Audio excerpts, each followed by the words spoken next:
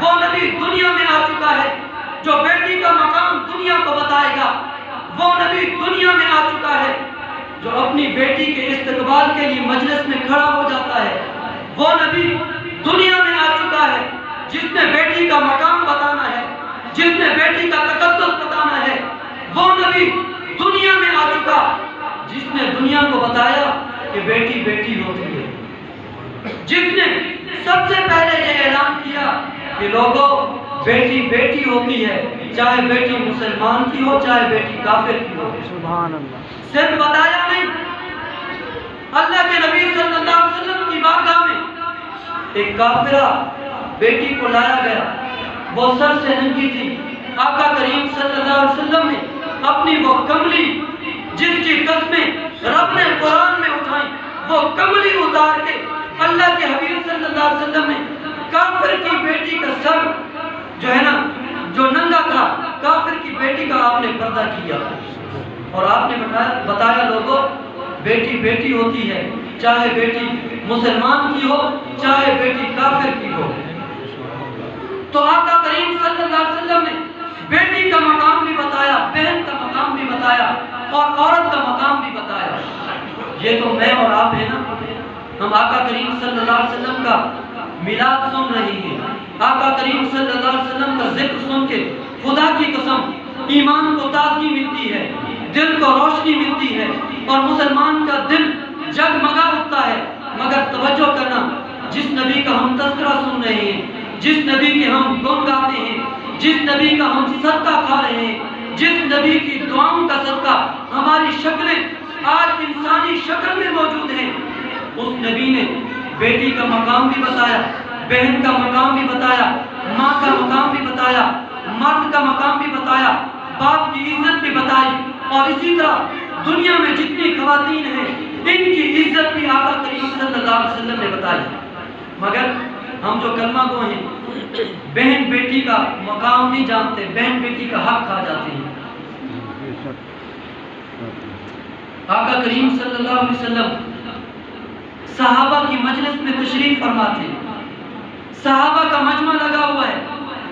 صحابہ کسی جنگ سے واپس آئے، صحابہ کے پاس کچھ قیدی تھے، ان قیدیوں میں ایک خاتون تھی، وہ کہنے لگی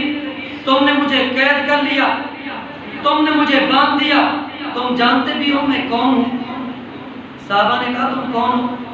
کہنے لگی جس کو تم اپنا نبی مانتے ہو،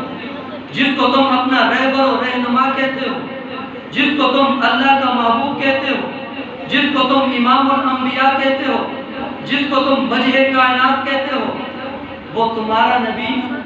میں اس کی بہن ہوں، میں اس کی بہن ہوں۔ صحابہ نے کہا اچھا تو ان کی بہن ہے تو ہم خدمت میں پیش کر دیتے ہیں۔ جب وہ عورت نبی کریم صلی اللہ علیہ وسلم کی خدمت میں حاضر ہوئی، آقا کریم صلی اللہ علیہ وسلم کی نگاہ اس عورت پہ پڑی، آقا نے پہچانا تو وہ آقا کی وہ بہن جو آقا کریم صلی اللہ علیہ وسلم کے ساتھ دودھ پیتی تھی، جس کا نام شیما تھا، وہ تھی۔ آقا کریم صلی اللہ علیہ وسلم استقبال کے لیے کھڑے ہو گئے، اپنی چادر بچھائی اور اپنی بہن کو اس پہ بٹھایا۔ پھر آقا کریم صلی اللہ علیہ وسلم نے پوچھا کہ بہن کیسے آنا ہوا؟ عرض کیا آقا تیرے ان یاروں نے، تیرے ان صحابہ نے مجھے قیدی بنا لیا ہے اور میرے قبیلے کے لوگوں کو قیدی بنا دیا ہے، میں التجا کرنے آئی ہوں، مجھے بھی رہا کیا جائے اور میرے قبیلے کے لوگوں کو بھی رہا کیا جائے۔ تو توجہ کرنا، آقا کریم صلی اللہ علیہ وسلم نے بہن کو عزت اتنا دی ہے، بہن کو مقام اتنا دیا ہے، بہن کا ادب اتنا کیا ہے کہ آقا کریم صلی اللہ علیہ وسلم نے اپنی بہن کو کپڑے بھی دیے، اپنی بہن کو درہم دینار بھی دیے، اپنی بہن کی دعوت بھی کی، کھانا بھی کھلایا اور بہن کے کہنے پہ بہن کے قبیلے کے تقریباً 300 کے قریب جو قیدی تھے، بہن کے قریب کہنے پہ آقا کریم صلی اللہ علیہ وسلم نے سب کو رہا کر دیا۔ سبحان اللہ۔ تو اللہ رب العزت نے پیارے آقا صلی اللہ علیہ وسلم کے آمد والے ساتھ ساری عورتوں کو بیٹے اس لیے دیے تاکہ دنیا کو پتہ چلے جو رحمت للعالمین دنیا میں آ رہا ہے، اللہ کی رحمت کو گوارا نہیں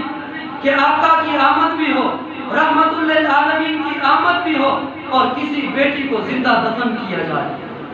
میں اور آپ کتنا خوش قسمت ہیں کہ اللہ رب العزت نے مجھے اور آپ کو اپنے پیارے محبوب حضرت محمد مصطفیٰ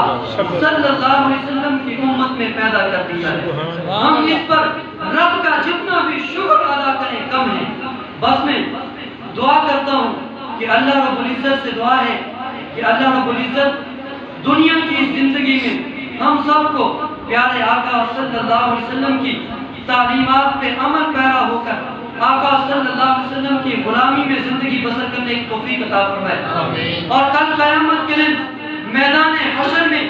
اللہ رب العزت آقا کریم صلی اللہ علیہ وسلم کے حوض کوثر کا جام نصیب کرے، اور جنت میں اللہ رب العزت اپنے محبوب کے قدموں میں جگہ عطا کرے۔ وما علینا الا البلاغ المبین۔